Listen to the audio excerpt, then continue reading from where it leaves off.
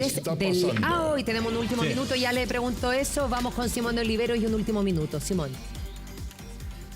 Sí, estamos en la población Los Quillayes de la Florida, que el día de ayer lamentablemente, nuevamente, valga la redundancia, estuvo en el ojo del huracán con 3 carabineros heridos, un delincuente abatido en medio de un confuso incidente que se generó. Esto es lo que está ocurriendo ahora. En este momento estaba todo tranquilo y ha ingresado una cuadrilla municipal y además escoltada por Carabineros de Chile.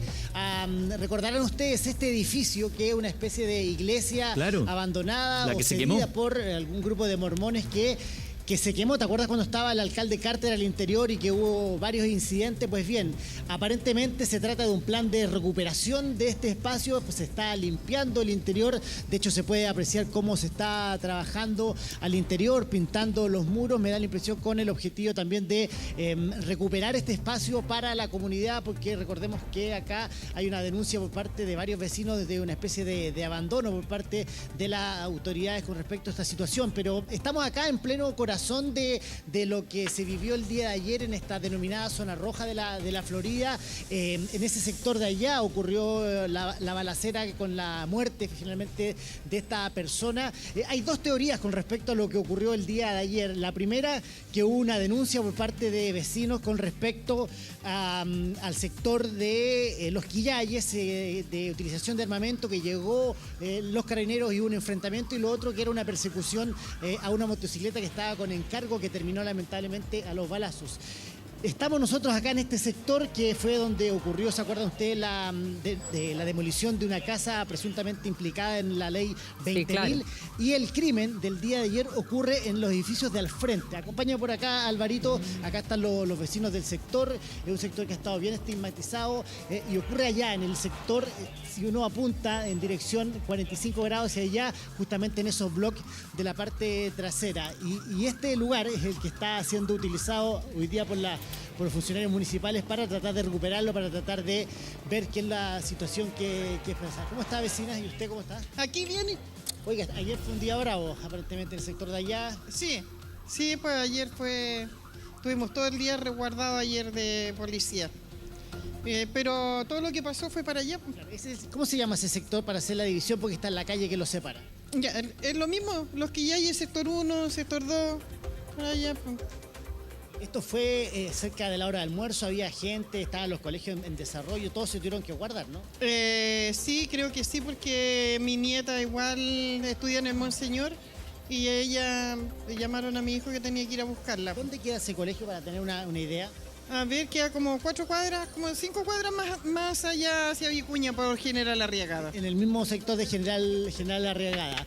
Muchas gracias, le agradezco. Mira, esta es la imagen en vivo y en directo de la población Los Quillayes. Ustedes ven los vehículos municipales. Yo les cuento esto porque nosotros estábamos a una cuadra prácticamente toda la mañana a la espera de tener notificaciones de lo que iba a pasar. Nos movimos oye, Simón, y dimos una vuelta y esto cambió inmediatamente, Eduardo, la imagen que está viendo en vivo y en directo con la presencia policial de resguardo de los trabajos municipales. Te escucho, dale. Para que quede claridad.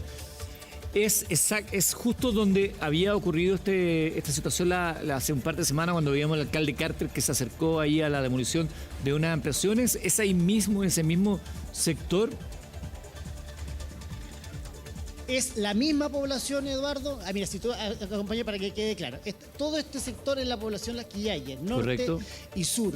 La demolición se da en el pasaje que se ve allá al fondo a mano derecha, que es donde estuvimos nosotros la vez pasada. Y justo en la calle del frente, es donde ocurre el incidente del día de ayer, que termina con una persona fallecida producto de intercambio de disparos con carabineros y además la recuperación de armamento de grueso calibre con cargadores de 9 milímetros y ráfaga automática. Sí. Sería interesante, estamos viendo el rayado de Elwin que se mantiene desde esa vez. Sería interesante conocer si esas personas vivían ahí en el lugar, lo que daría, no sé, le daría peso a lo que se habló en su momento de las bandas que habitaban ese sitio. Eso por un lado. Y el otro, ¿en qué condiciones sigue la destrucción de esa ampliación? Si fue recuperada en este tiempo, a propósito de lo que había ocurrido semanas atrás. Está pasando. Mira, el parte policial establece lo siguiente, que el domicilio de la víctima no era en esta comuna. Entonces, aparentemente, se trataría de personas que estaban o arrancando o que tenían cierto grado de cobertura, porque además de la persona fallecida, hubo un detenido en el marco de este operativo. ¿Por qué llegaron hasta ahí? No hemos podido cerciorarnos si es que ese detenido tenía domicilio acá y por qué estaban acá en este sector.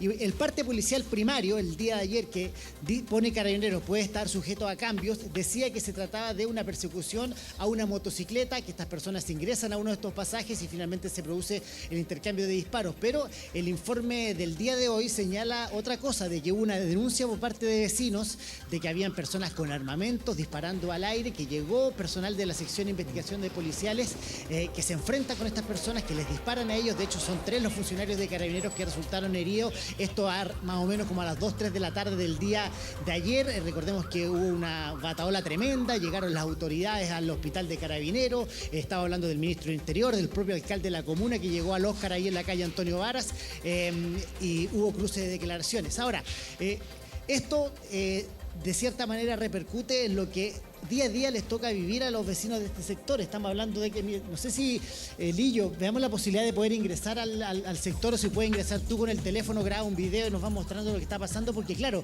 cuando ocurrió lo que ocurrió con el alcalde Carter, esta sede fue atacada, ¿cierto?, vandalizada durante la noche, y de cierta manera lo que se está buscando ahora es recuperar este espacio, porque nos señalaron algunos vecinos que funcionaba como un espacio que en el fondo no tenía una función clara, que era una ex iglesia, ¿cierto?, de una religión de los mormones que se habían pasado a la municipalidad, pero que no había mayor actividad. Entonces, lo que se quiere hacer con la intervención de este sector es quizás abrir este espacio para la comunidad, para que los niños, por ejemplo, tengan un lugar donde jugar, y de cierta manera necesitamos la autorización, eso sí, municipal, para poder ingresar y ver en qué condiciones está.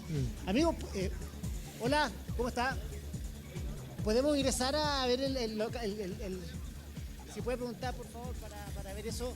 Oye, mientras Simón trata de ingresar, me tocó ver una fotografía, prefecto, de ayer de la balacera, precisamente, que describe Simón, y sí me llamó poderosamente la atención que donde se produce en un hogar al interior la balacera, me llamó la atención que eran como 2 piezas, había una muralla dividida, pero en una había una pantalla gigante, como en un recuadro de 8 cuadraditos que eran puras cámaras que miraban para distintas partes. Y uno dice, bueno, ¿qué hace ese nivel de cámaras de seguridad en esa casa? Bueno, claramente en ese tipo de población, ¿cierto?, sin estigmatizar a la gente que trabaja y que va a trabajar todos los días y que es gente de bien, hay, como le denomina Lampa, caletas, en donde lo que andaba, yo claramente veo que estas personas que iban huyendo ahí a tener la ayuda. Son departamentos que muchos de ellos son tomados a la violencia en contra de los vecinos, y en esos lugares tienen estas caletas, estas casas de seguridad, en donde efectivamente, como bien tú lo representabas, están llenos de cámaras para ver cuándo viene la policía a allanar, en qué momento están. Tienen soldados que están mirando 24/7 esas cámaras para que cuando vienen a allanar poder deshacerse o huir. Vimos también que muchos de ellos tenían metal en los lugares, porque claramente hay balaceras, no solamente con la policía, sino que también con bandas que son rivales. O sea, estén blindados. Sí, no sé si ustedes se acuerdan hace un tiempo atrás que había una banda que se le denominaba Los Macacos. Sí, claro. como olvidarlo. Ahí está, los Quillayes. ¿Contra quién peleaban? Y en un principio eran cercanos con los Risas. ¿Se acuerdan los Risas? Sí. Y ahí estaba, ahí donde mataron al Cogote Toro. Quizás son hace 2 años atrás. Se llama crimen organizado. Son Entonces, verdaderas asociaciones ilícitas destinadas. Vemos bandas que literalmente se toman ciertos lugares, ¿cierto?, poblaciones o algún tipo de comuna, y que toman el control. Entonces, por eso necesitamos que la gente de bien empiece lo que está haciendo. Con la denuncia que hicieron ayer ciertos carabineros, que estamos volviendo a que la gente vuelva a creer en el Estado, en las organizaciones. ¿Para qué? Para que las organizaciones criminales que tienen tomados estos lugares puedan retroceder. El senador Sandón dijo ya atrás, y esto molestó mucho al alcalde, de recordar ustedes, Pedro Aguirre Cerda, que estuvo con nosotros. El senador Sandón dijo: los niños de Pedro Aguirre Cerda y otras comunas ya no sueñan con ser tal o cual, sueñan con ser soldados, porque están comprando finalmente a los niños con una zapatilla, con comida, o a veces se ganan la confianza de los vecinos pagándole los remedios a la señora que necesita, porque hay una falta de Estado ahí que es relevante, la cooperación en el caso de... Hay que hacer la precisión, como decía acá el ex prefecto. O sea, una cosa es que la gente, las personas se sientan con la confianza o motivadas para ir a hacer las denuncias, para interponer las acciones, pero lo importante es que el sistema, el aparato judicial tenga una buena recepción y una buena canalización de estas denuncias, porque si no, ¿qué sacamos con denunciar? Si finalmente nada va a llegar a buen puerto, nada va a tener resultado. Y eso es lo que va produciendo la desconfianza en la gente y que, insisto, ha producido que aumenten estas detenciones ciudadanas, estos linchamientos, que finalmente eso sí que es peligroso. Lo que hacen es hacer selva. pasar a las personas de víctima a víctima. Es lo que pasó el otro día con unas personas que acusaban a un tipo que le había robado el auto, no sé qué, y lo agarraron entre todos, lo subieron a un auto, lo llevaban a una unidad policial, según el testimonio que ellos decían, es secuestro eso. Y las personas que lo llevaron, los que habían sido en primera instancia, ¿no?, las víctimas del delito, que agarran a este tipo, lo suben a un auto, lo llevan, los paran porque la gente alertó, están subiendo un tipo a la fuerza, llegaron las policías, los paran y los llevan a los tipos detenidos por secuestro. Claro. Entonces, ahora la familia está tratando de que se aclare el tema, pero es una cuestión súper... Esa detención ciudadana es una facultad que le da la ley a toda persona para detener a otro que se encuentre cometiendo un delito flagrante. Detenerlo solo para efectos de ponerlo a disposición de la justicia. Por lo tanto, pegarle, torturarlo, vejámenes, todo eso. Pero trasladarlo. No, trasladarlo si que tú lo llevas a una comisaría, puede ser, ¿ya? Pero ahora si tú lo dejas retenido en una casa, ahí podemos entrar a otras figuras como un secuestro. Claro. Si lo golpeas, lesiones, si le das muerte, homicidio. Entonces puedes pasar a ser tú responsable de un delito por querer tomar justicia por sin conocer muchos detalles del caso, porque ya que lo ponemos sobre la mesa en esta conversación de sobremesa, llama la atención porque la familia de las personas, a ver, la situación es esta. Hay un tipo que están robando un auto. Entonces lo ven y bajan y lo atrapan.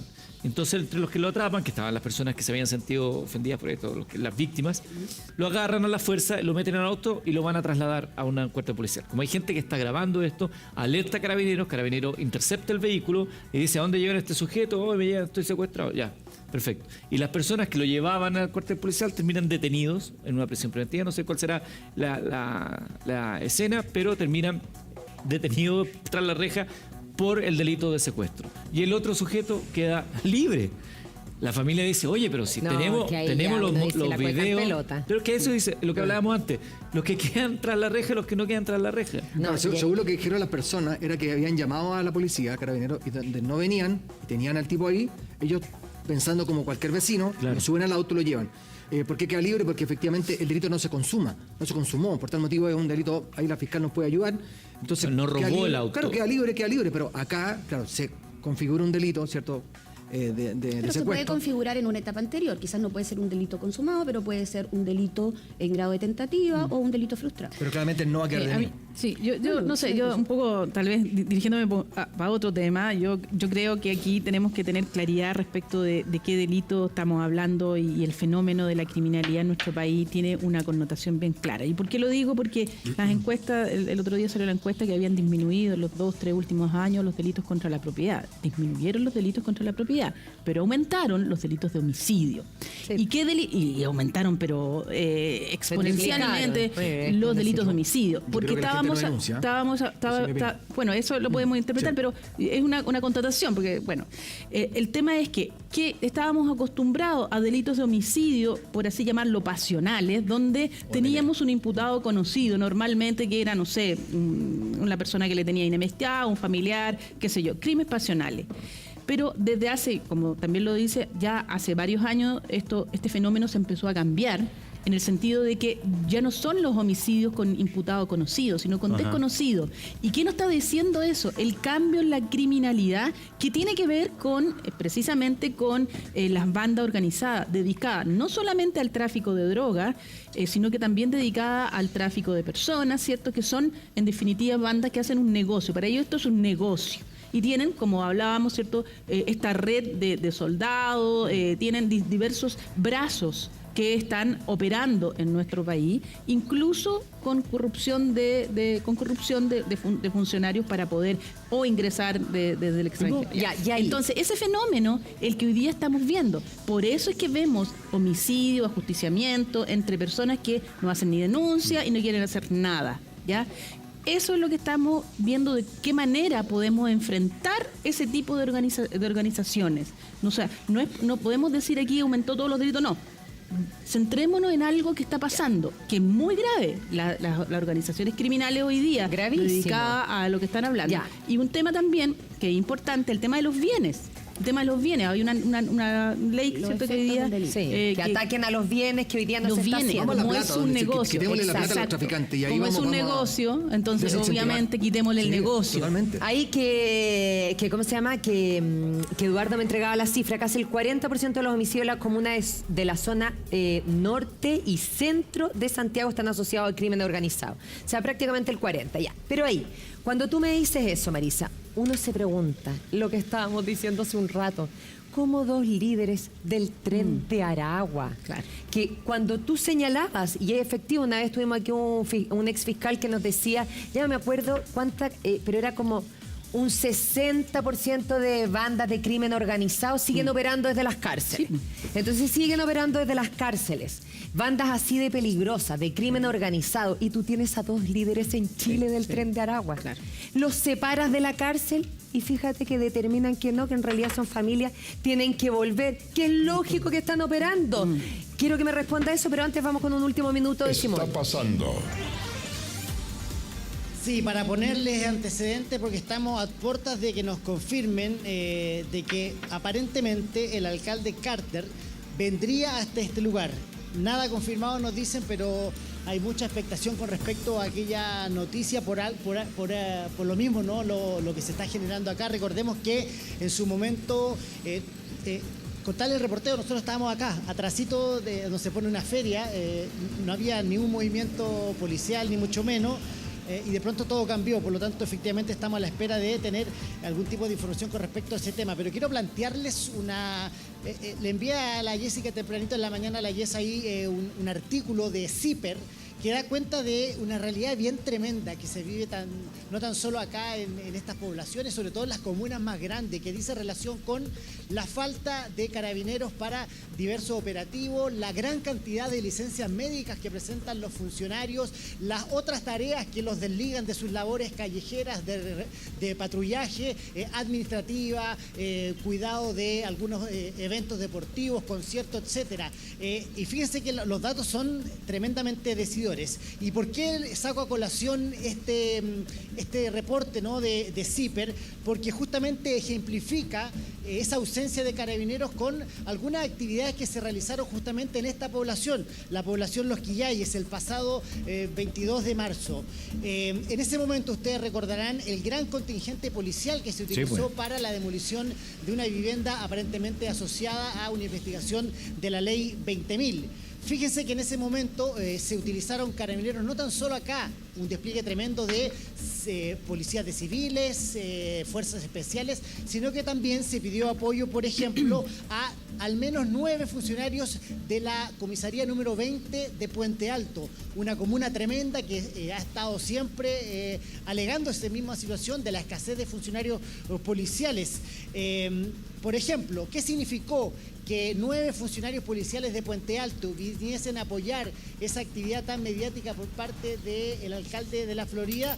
Básicamente, por ejemplo, que se tuvo que disminuir el resguardo en el centro de la comuna, y si habitualmente un servicio de radiopatrulla lo hacen 4 efectivos a bordo, ese miércoles se redujo a la mitad, es decir, la capacidad de desplazarse por una comuna como Puente Alto para apoyar en este caso la acción que se realizó acá en la Florida, hizo que esa comuna, la más grande y poblada del país, viera mermada en la mitad, en el 50%, la capacidad de patrullaje de sus carabineros. Ponen otros ejemplos en la nota que son bien decidores, por ejemplo lo que ocurre en un partido de alta convocatoria en una región, en La Serena, en donde prácticamente el personal policial para otras funciones se reduce a menos del 10%, porque todo está puesto en función de la seguridad de un partido de alta convocatoria. Ahí también hay que replantearse aquello. Y la cifra que se da en esta nota con respecto a la gran cantidad de licencias médicas por parte de funcionarios de carabineros no es algo nuevo, es algo que se ha visto desde el estallido en adelante y que en promedio en los últimos 2 años ronda en torno al 25 al 27%, es decir, estamos hablando de que hay zonas en la capital y en regiones, sobre todo las comunas más grandes, que lisa y llanamente no tienen carabineros para patrullar. Nosotros estuvimos tempranito acá en la mañana, yo les decía, y no vimos pasar ninguna radiopatrulla, al menos en este lugar en donde el día de ayer hubo un hecho de sangre y donde resultaron 3 carabineros heridos. Ahora evidentemente la situación cambió. Acompáñame un poquito, Álvaro, porque efectivamente nos vamos a poner en este sector porque es mucha la presencia municipal, pero yo les quería compartir esos antecedentes porque me parecen súper relevantes, porque estamos viviendo una situación desde el punto de vista de la seguridad bien compleja, pero también quienes están encargados de combatir a la delincuencia, al narcotráfico, son policías que están muy mermadas en cuanto a su capacidad operativa y territorial. Puesto el tema, puesto el titular, abrimos los micrófonos para el debate, porque acá efectivamente hay movimiento en la comuna de La Florida. Bueno, parte de lo que tú señalas, Simón, es la conversación y es la discusión que se genera a propósito de este plan de seguridad anunciado por el gobierno, una inversión millonaria y todo lo demás. Y uno de los puntos decía mayor presencia policial. Entonces yo planteaba ayer como pregunta, ¿y esos carabineros? Obviamente no están hoy en día, o sea, la planta de carabineros son los que son. ¿Los van a sacar de otras funciones? ¿Se van a redestinar? Porque efectivamente ese día que veíamos la situación de los quillayes, que partió en el estadio de La Florida, recordarán ustedes que estaba el alcalde conversando frente a las tropas que estaban ahí, habían funcionarios municipales, habían funcionado la PDI, habían funcionado carabineros, una gran cantidad de personas, evidentemente sacaron de un lugar para ponerlo allá, o sea, desvestimos un santo para vestir otro. ¿Dónde está? ¿Hay carabineros? ¿Hay funcionarios policiales hoy día que están haciendo labores inadecuadas? A ver, no hay labores inadecuadas. El día lunes hablábamos, ¿te acuerdas de una vecina que tenía problemas con los ruidos molestos? Claro. ¿Y qué es lo que dijo la vecina? Llamado a carabineros, y me dicen que no tienen personal para ir. Carabineros tienen muchas tareas que no son delitos, investigar delitos o estar presente en delitos, que son incivilidades, desde los ruidos molestos, desde que algo pasó por ahí, que hasta cualquier cosa que la gente necesita va a llamar a carabineros. Entonces, necesitamos... Además de temas administrativos y funciones administrativas. Totalmente, o sea, desde la ley del cole. Y así la ley de los carabineros también van y andan revisando a los guardias de seguridad. O sea, si te fijas bien, estamos sacando no sé si carabineros. Está todavía eso que cuando uno chocaba y tenía que ir a hacer la constatación para el seguro. No, hoy ya no. Pero en su momento era un carabinero. O sea, totalmente. Claro. Entonces, ¿qué es lo que tenemos que hacer? Yo creo que aquí tenemos que ir, sentarnos y ver que tenemos que sacar de muchas atribuciones o muchos trabajos que tiene Carabineros, que son administrativos, que son incivilidades, que no son delitos, ¿cierto? Para que ese tipo de incivilidades lo tome o la seguridad ciudadana de la municipalidad, o literalmente crear una policía que se dedique 100% a ese tipo de cosas.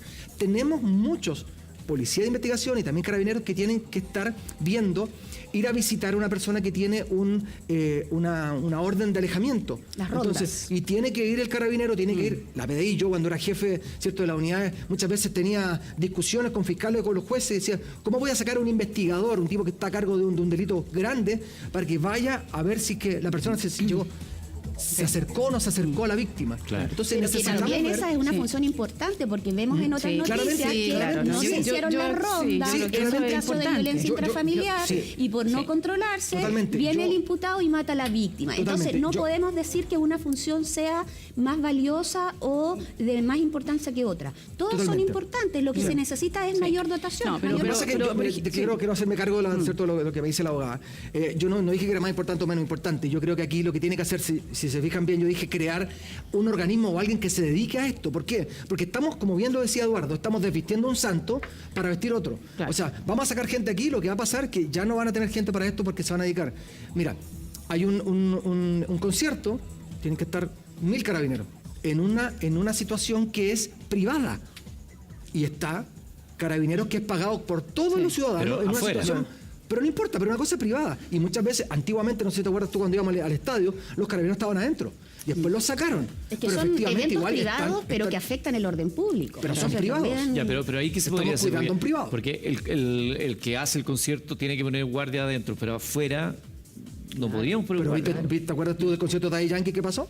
Al otro día tuvo que haber una contingencia gigante de carabineros. ¿Por qué? Porque las guardias de seguridad fueron desbordados. ¿Por qué? Porque los guardias de seguridad tampoco tienen las herramientas. Eduardo, ahí te responde tú mismo. Entonces, ¿qué podríamos hacer? Pues Carabineros tiene que estar ahí. Sí, claro. O sea, uno dice, claro, hay que usar el es una recurso actividad privada, adecuadamente. es una actividad privada, Hay pero que- los guardias no dan abasto para... Claro, hay educación en el orden público que tienen que tener de ello. Mira, por supuesto. les quiero leer unos extractos de CIPER a propósito de lo que Simón Lo que hablaba de se este avanzó. reportaje. Porque mira, el reportaje de CIPER dice lo siguiente a propósito del alcalde Carter de la Florida cuando concretó esta demolición, por ejemplo, dice este reportaje, Comisaría de Puente Alto, la 20, la que ese día y por esa razón tuvo que disminuir el resguardo en el centro de su comuna.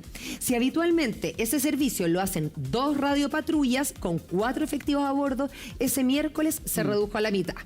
O sea, pero qué dramático, porque cualquier evento, por ejemplo, el 11 de febrero pasado, más del 70% de la dotación de la primera comisaría de La Serena estaba destinada a labores administrativas, a cubrir la seguridad del partido de fútbol, prestar apoyo a otras reparticiones, ya, de día libre o con licencia médica.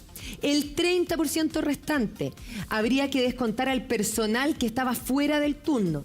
Esa mañana la comisaría solo tenía disponible para patrullaje y emergencia al 8,6% de su personal. Entonces, claramente, que decíamos que la fiscalía no da abasto, las comisarías tampoco. Mira, sigo. Si una comisaría tiene 200 efectivos, 30 o 40 están en trabajos administrativos. Si se suman licencias médicas, ya tienes el 40% de la comisaría fuera de la parte operativa. Y los que hacen guardia son otros tantos. Nunca vas a poder cubrir todos los cuadrantes. Y aquí vienen unas preguntas que me parecen interesantes para que las conversemos. ¿Por qué no contratan civiles para hacer la guardia? ¿Por qué el civil no te va a aguantar trabajar 60 horas a la semana? Pero, esto estoy leyendo textual, entre comillas, Paquito, si aguanta porque no puede reclamar. Y si reclama, lo sancionan, aseguró un uniformado de la 20 Comisaría de Puente Alto. Entonces, aquí tenemos un problema Como al horno. Sí, mayor. Y aquí, como tú estás en la libertad para hablar como subprefecto, ¿qué opinas de esto? Bueno, esa es la realidad que viven muchos carabineros y también viven muchos oficiales de la PDI, quizá un poco distinto, pero aquí nosotros tenemos que entender de que hay una situación que está hoy día el Estado levantando en autorizar a contratar ex carabineros, ¿cierto?, que puedan dedicarse al área administrativa y también ex policías que también puedan, ¿para qué? Para que tengamos la mayor cantidad de oficiales de la PDI, ¿cierto?, y funcionarios de carabineros estén haciendo el trabajo operativo, que es lo que hoy día la ciudadanía nos está demandando. Efectivamente, yo creo que, como tú bien lo dices, van a contratar a alguien, pero no va a aguantar trabajar tanto rato. No, pues y hay una posiblemente sobrecarga de horas o van a hacer algún sindicato que impresionante, también es legal, porque la policía no lo tiene. Y muchas veces, claro, ahí habla un carabinero que dice que lo van a trasladar, lo van a sacar del lugar donde está cerca de su familia, lo van a mandar a otro lado. Son situaciones que ellos lo representan. Claramente aquí lo que se está viendo es poder sacar a la mayor cantidad de funcionarios de carabineros y oficiales de la PDI a hacer el trabajo operativo. Claro, y claro. que ese tipo de trabajo, como bien lo decían, administrativo, hacer las guardias, Lo hagan puedan otros. tener exfuncionarios que quieran ser contratados para poder tener ese tipo Yo de agregaría un punto ahí a la conversación que tenemos en la mesa, ¿no? Que una cosa es sacar a los funcionarios y la otra es que también nosotros como país, como Estado, preparemos bien a esos funcionarios. No digo que sea mala la preparación en la escuela, lo desconozco, pero a mí me huele que si un carabinero va una vez al año a un polígono de tiro, No, está claramente bien no es preparado. suficiente. No, yo lo que quería decir es que mira, el ciudadano común, yo creo que a todos nos ha pasado que uno llama a carabineros porque tiene un problema y no llegan, no tenemos personal. Eso nos ha pasado a todos. Y es una realidad. Entonces, por eso es que yo comparto la crítica que se hace cuando el alcalde de la Florida coloca a ¿cuántos funcionarios policiales? Los distrae de sus funciones. Y uno se pregunta, ¿era necesario llevar a esos carabineros a esa labor en desmedro de la población? Y la respuesta es súper lógica. Si esa casa se estaba dedicando al tráfico de droga, el alcalde la demolió, intervino en una investigación vigente y obviamente la afectó. Por lo tanto, no cumplió el objetivo. Y si no se estaba dedicando al tráfico de droga, entonces menos cumplió ningún objetivo porque ya la casa no se estaba dedicando al tráfico de droga. Evidentemente, un caso como ese solo tenía un efecto comunicacional.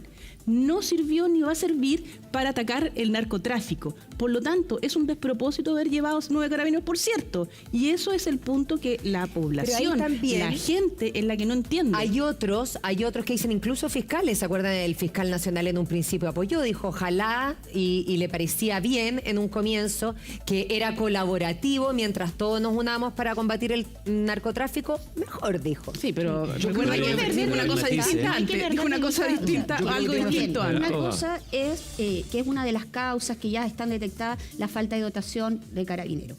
Pero no perdamos de vista que hay casos en que Carabineros ha hecho todo lo que corresponde. O investigaciones, ha hecho todo lo que corresponde para realizar una buena investigación, aportar tus buenos antecedentes, y es el resto del aparato lo que nos hace la parte del trabajo que corresponde para tener éxito. Mira, Entonces, ¿puedo poner un incluso ejemplo cuando, de lo que acabas de contar? incluso cuando Carabineros hace bien su trabajo, no existen buenos resultados porque las otras partes del engranaje no funcionan como corresponde. Voy a poner un ejemplo concreto, información, martes 11 de abril de 2023. Tribunal otorga beneficio a hombre que abusó sexualmente de niña de 3 años. Cumplirá su pena en libertad. Yo estuve con esa mamá. Un hombre que abusó sexualmente de una niñita de 3 años en Cartagena podrá cumplir la pena en libertad según determinó el Tribunal de San Antonio, ya que cumplía con los requisitos. Continúo, mira. Esto es la región de Valparaíso, cumplía la pena en libertad de 5 años de presidio. Así lo informó el Tribunal Oral en lo Penal de San Antonio con respecto a este abusador de 36 años. Los hechos se registraron en 2018, cuando la víctima, ese entonces de 3 años, quedó bajo el cuidado del ahora sentenciado en la casa que el hombre compartía con la madre de la víctima. En la audiencia, la Fiscalía logró acreditar que el sujeto le realizó tocaciones en sus zonas íntimas a la menor. El Ministerio Público solicitó una pena de 8 años de presidio para el responsable del abuso de la menor. Sin embargo, finalmente recibió una pena de 5 años de libertad vigilada intensiva. La misma libertad vigilada intensiva que tenía Lugo, ni vigilada ni intensiva. Ya que cumple con los requisitos para acceder al beneficio y aportó la investigación, consignó el medio del líder de San Antonio. Además se sumaron las accesorias, por su parte el Ministerio Público, mira, tendrá un total de 10 días. Yo conocí a esa mamá. ¿Cómo? Pero es que espérate. Ya, pero ahí no fue el ¿Cómo? fiscal, po. Pero es que Pero ahí dan- no fue el fiscal. Te das No, cuenta pero- que el fiscal pidió 8 Sí, años yo donde digo no otra era cosa. objeto de ¿Cómo? ninguno. Entonces, pongamos la Cresta, responsabilidad una persona- donde son. Pero ¿cómo crees una persona, más allá de a quién vamos a apuntar ahora? Permítanme liberarme. ¿Cómo cresta en Chile una persona que hace esta barbaridad de abusar de una niña de 3 años puede quedar en libertad, independientemente de que tenga los beneficios, las accesorias, esto y lo otro? ¿Cómo a esa niñita, qué le va a devolver su inocencia, todo, a esa familia la tranquilidad? Y este, Sí, weón, yo insisto queda en la en que libre, una queda en la cosa- calle. Claro, una cosa es pedir una pena, ¿cierto? Que uno puede decir, oye, 8 años y todo, pero yo sigo insistiendo, la argumentación sobre esas peticiones muchas veces no es la adecuada. Se hace la petición y la argumentación para lograr la pena efectiva, el cumplimiento de pena efectiva, no es el más adecuado. O sea, no Y- basta solo con la sentencia. Y no basta solo con la solicitud, hay que argumentarla bien. Porque uno la pensaría- defensa perdón. va a tratar de rebatir tus Sí, argumentos. porque uno pensaría que tengo las pruebas para decir y lo encuentran culpable. Habían pedido 8, le dieron 5. Sin embargo, queda en libertad.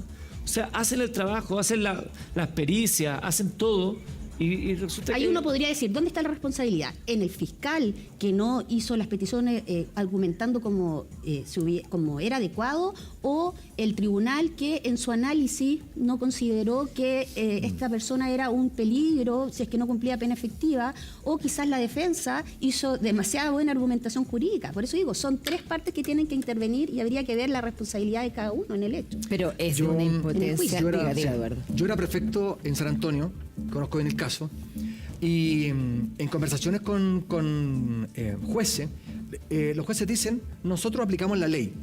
No nos echen la culpa a nosotros aplicamos la ley. ¿La ley quién la hace? Y aquí hay otro interviniente que no hemos hablado, ¿cierto? Que son la Cámara de Diputados y los Poder senadores. legislativo. Aquí entregan una mala ley ante la opinión pública, ¿cierto? ¿Cómo es posible que quede libre esta persona? Queda libre porque, como bien leíste tú bien la noticia, ¿cuál es la noticia? Dice, cumplía con Los requisitos. los requisitos. Entonces hay una ley que dice que aunque una persona de 36 años abuse de una niña de 3 años, tiene requisitos, queda libre. Pero eso Sí, es pero maldito el criterio y perverso de cumplimiento y de los requisitos. Claro. O sea, los requisitos no son automáticos. Yo evalúo, porque uno de los requisitos para otorgar un beneficio, digámoslo, es que la prognosis que yo pueda hacer si esta persona va a reincidir, si amerita realmente. La pena Ese probable análisis del de delito. mérito Claro. lo tiene que hacer un Totalmente, tribunal. Totalmente, pero nosotros que conocemos el caso y nosotros que tú que estuviste trabajando, nosotros sabemos que muchas veces no hay un criterio, sino que solamente se van al papel. Tiene los requisitos, se va. Vamos con el otro, porque es una máquina de moler carne. serio. Tenemos 400.000 atrás que están esperando. Claro, pero y el un- fiscal está, vamos, y el que viene. Pasó una mucho en la máquina de pandemia. moler carne con nuestros hijos. Es que Sí. ahí yo estoy con Eduardo y me duele demasiado porque uno puede justificar y haber explicación para todo. Pero cuando hay niños de por medio... Mira, me escribió la mamá ayer, justo, y me dice, ¿te acuerdas de mí que yo te conté? Estuvimos en una fundación juntas por casualidad y la conocí y me contó toda su historia. Me dijo, me destruyó la vida este hombre, se lo destruyó a mi hijita de 3 años, ya. ¿Qué es lo único que me queda? Me dijo. Que el país me entregue justicia. Y es el portazo en la cara que recibe. Entonces ahí uno dice, ¿pero cómo? O sea, ¿cómo una sociedad puede desproteger de esa manera a nuestros hijos? O sea, ¿qué le dice ese juez a esa niñita de 3 años? ¿De por qué dejó libre a la persona que lo usaba sexualmente cuando tenía 3 años? Sí. Un degenerado. Entonces, ¿ahí qué le decís, Marisa? Le digo, apelo, por supuesto. Yo esperaría que esa resolución se puede ser apelada, apelada. ¿cierto? Está, Sí. está apelada. Entonces tenemos todavía una esperanza. La esperanza nunca se pierde. Es que la Corte revoque esa... Pero tenemos que Pero aquí revisar. está en el criterio Tenemos que de esas revisar las personas. leyes. Estamos hablando que Sí. son nuestros jueces. Pero ¿cómo? O sea, ahí, ¿cuál es la justificación? ¿Qué puede pasar por la cabeza de esa persona Eso de los para niños decir tiene que primero. estar libre? Los niños primero, ¿se acuerdan que No. era Ese el lo ganó. discurso político? Pero en la práctica no es Lo verdad. otro es que en la práctica las víctimas, cuando no tienen la posibilidad de pagarse un abogado en forma particular y ser querellantes en un proceso, quedan al arbitrio del fiscal. Si el fiscal es bueno y se pone la camiseta con la causa, bien, tenemos suerte. Si el fiscal es dejado, no investiga bien, tiene muchas causas, quedamos solamente al alero de ese fiscal. Por lo tanto, idealmente, cuando uno no tiene los recursos para pagar un abogado, tiene que ir a las instituciones que le proporcionan un abogado, como las corporaciones, las Como la- clínicas, como la universidad, como la Universidad de las Américas, que tiene una clínica jurídica, que nos puede atender en forma gratuita. ¿Para qué? Para tener, como se dice, voz en la causa. Porque o si no, tú quedas a que el fiscal nunca te llama, nunca te cita. Esas son las grandes reclamos de las personas. El fiscal nunca me llamó, cerraron la causa, nunca me citaron, nadie me avisó que cerraron la causa. En cambio, si tú tienes un abogado querellante que te representa, tú puedes pedir diligencia. Si el fiscal no te las quiere dar, tú se las puedes pedir al tribunal, puedes pedir entrevista con el fiscal, puedes pedir copia de la carpeta de investigación. Entonces tienes una participación mucho más activa en tu juicio. Estamos hablando de una barrera de entrada económica. Claro, pero está la Defensoría de las Víctimas, que es un Exacto. proyecto, ¿cierto?, que está pendiente de aprobarse. En el fondo, tal como existiría como existe la Defensoría Penal Pública, existe una Defensoría de las Víctimas para aquellas personas que no pueden pagar abogado, que Existiría, sería como lo claro. justo. Claro, que tal como se decía, el fiscal no representa a las víctimas. Tiene un deber, sí, de protección de las víctimas, que eso está en la ley, pero no los representa. Por lo tanto, las víctimas no quedan con una representación jurídica, porque como yo les decía, el fiscal, debido a este principio de objetividad, debe investigar por igual a ambas partes. Por Y lo a mí- tanto, la víctima necesita un abogado que la defienda y que hable por ella. Absolutamente. Y a mí lo otro que me parece increíble, pero que aquí ya tienen que, es un llamado para los legisladores, a mí me parece increíble que el delito de abuso por regla general sea 10 años, más los beneficios y todo, pueden quedar en libertad. O sea, ¿cómo podemos catalogar como casi tan simple un delito de esa magnitud? Qué terrible. Claro. Oye, perdón, mira, vuelvo a algo de lo que ha sido la conversación central esta mañana acá en la mesa del Buenos Días a Todos. Y el GC, por favor, Eduardo, el GC anterior que me llamó la atención porque es irónico, ¿no? Lo de las horas que trabajadas por Carabineros, estamos hablando ayer, nomás las 40 horas laborales, ¿no? Para los chilenos, una nueva ley. Los Carabineros trabajan 60 horas a la semana. Claro, son funcionarios públicos. Ayer la ministra Pero decía... 60. Y las 40 horas en 5 Jubila- años más. jubila- No, Hay claro, que jubila uno más ilusionarse joven la también. ministra decía que van a tener un régimen especial, que eso se tiene que ver los funcionarios públicos, pero 60 horas, imagínense usted la carga laboral para un funcionario que además tiene que, y aquí hay que Y no ser es cualquier empático, trabajo. la pega que hace el carabinero, sí. Hay que nosotros- ser empático con eso también. Si vemos realidad comparada con otros países, ¿cierto? No sé si se acuerdan ustedes del alcalde Giuliani en Nueva York. Sí. Rudolf Giuliani, el de Tolerancia Fue Cero. tolerancia cero, Tolerancia ¿cierto? cero. Un antes y un después, y después muchos se tomaron de eso, ¿cierto? Y así también hay muchos trabajos que hicieron. Aquí hubo un cambio rotundo. Lo primero que fue, le subió el sueldo a la policía. La segunda cosa que dijo, subió al 100%. Si habían 1.000 policías en Nueva York, cuando él tomó, hubieron 2.000. Entonces, y empezó también tomado la mano con trabajos sociales, ¿cierto? Las ventanas rotas, que son teorías que, ¿cierto? Nosotros podemos conversar en otra oportunidad. Pero aquí hay que tomar decisiones. Sí. Efectivamente, con lo que pasó hace 2 o 3 años atrás, la cantidad de jóvenes que están postulando a Carabineros cada vez es menor. Sí, sí. Entonces nos explicaban que salían más de los que entraban. Pero tienes que hablar también qué es lo que pasó con Giuliani.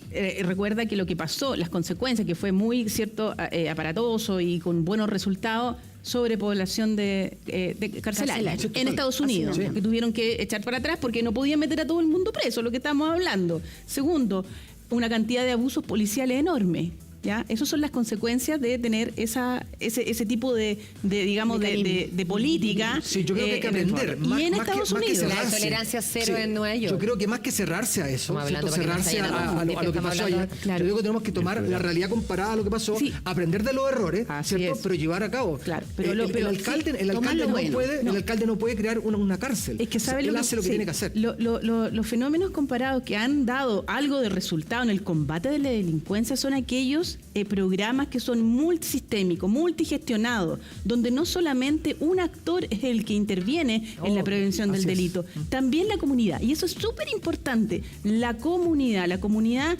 que tú dices que se ha inhibido de denunciar, tiene que denunciar, porque si no denuncia la comunidad, entonces estamos perdidos. Tiene que participar en el delito. Yo te digo, cuando fui fiscal, tuve personas víctimas que eran testigos, que no querían después, estaba detenido el sujeto y vaya al juicio porque esto se termina con un juicio. No, yo no voy a perder el tiempo. Señora, pero tiene que ir, porque si usted no va a declarar, el sujeto va a quedar libre. No, es que yo no quiero ir, yo no quiero perder el tiempo. ¿Te das cuenta? Ese fenómeno no se puede producir. Todos tenemos que hacernos responsables. Es obligación del Estado darnos seguridad, pero no es obligación nuestra contribuir a que esto pueda ser una realidad. Y yo creo que son los menos lo que tú dices, Marisa, que no están dispuestos a ir, porque la mayoría de la gente, uno lo ve en la práctica, la gente está ansiosa de justicia, está ansiosa de reparación, se siente que está en el fondo en medio de la impunidad. Perdón, vamos de nuevo con Simón Oliveros, población Los Quillayes. Este operativo en la Florida, ¿llegó el alcalde hasta el lugar? Aún no, y todavía no lo confirman, pese a que en el reporteo nos habían dicho que venía en traslado. Evidentemente la fuente oficial nos dice que todo está bajo completo hermetismo, no se ha tomado la definición. Este es el ambiente, han llegado también carros de policiales, ¿cierto? Carros, no sé si blindados, pero por lo menos de fuerza especial, al menos el que está en la parte de atrás, en el resguardo de esta zona que, insisto, es una zona compleja. El día de ayer, a eso de las 2, 3 de la tarde, hubo acá una incesante balacera, enfrentamiento con carabineros. 13 funcionarios policiales resultaron heridos, un delincuente fallecido y otra persona detenida.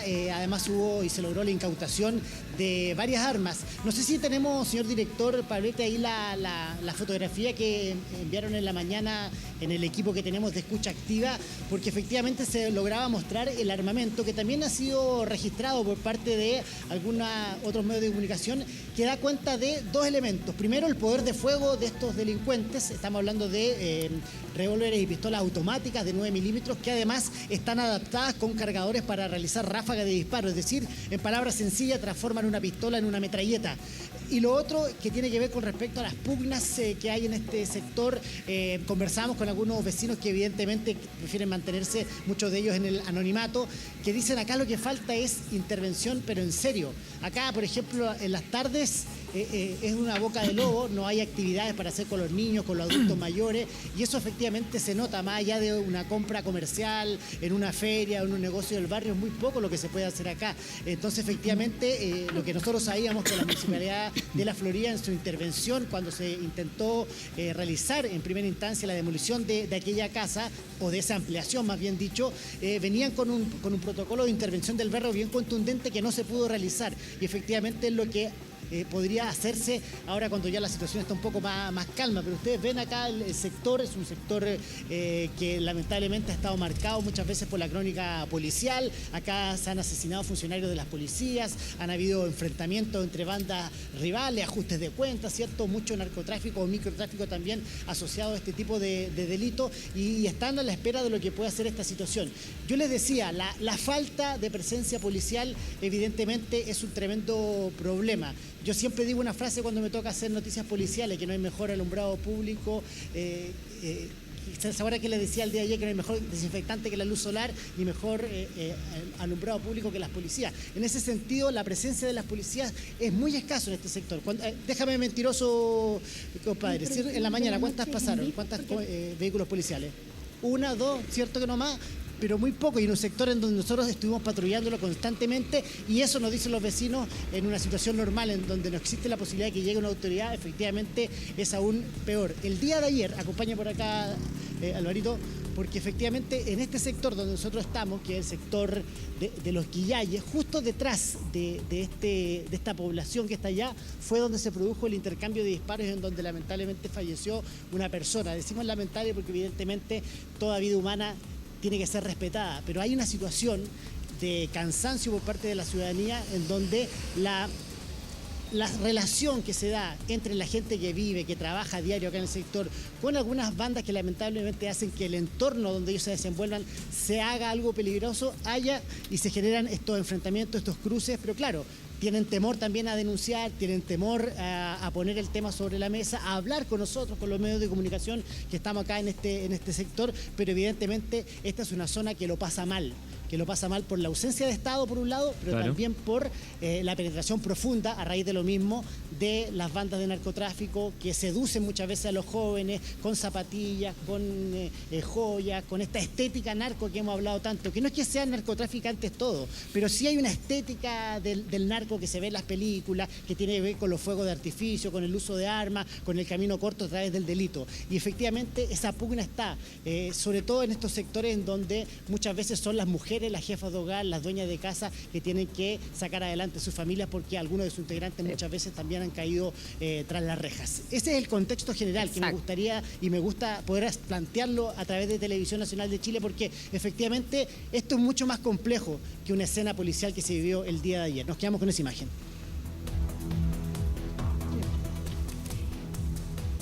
Eso es, y ahí cuando Simón habla de toda esta situación, también hay que legislar, y ahí lo que decían en el Congreso de perseguir precisamente las platas de los narcos. Hay una cuestión que pasa que es increíble, que hoy día, por ejemplo, si un narco, veíamos autos de alta gama, los que se pasearon ayer por Providencia, era un auto de alta gama, que olvídate la camioneta de Mercedes, ya no me acuerdo.